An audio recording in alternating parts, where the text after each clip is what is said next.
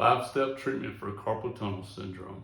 Step 1, cupping. This will help increase blood flow and relieve tension. Take a cupping tool and place it firmly on your wrist. Move between extension and neutral position for 3 to 5 minutes. Step 2, instrument-assisted soft tissue massage, also known as IASTM.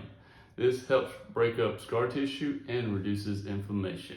Grab the tool and gently scrape along the wrist and forearm towards the fingertips. Do this for 2 to 5 minutes. Step 3, stretches. The carpal tunnel can be stretched. Start by grabbing the first metacarpal and then place hand flat on table and pull upward. You should feel the stretch in your palm. Step 4, ice. Massage area with ice for 5 to 10 minutes. This will reduce swelling and help release compression on the nerve. Step 5, KT tape. Cut a strip of KT tape as shown. Apply one end to the palm with no stretch. Then stretch the middle of the tape towards the elbow. With the wrist in slight extension, leave an inch of KT tape on the other end with no stretch. Place firmly on skin. Remember to consult a healthcare professional for personalized advice. Thanks for watching.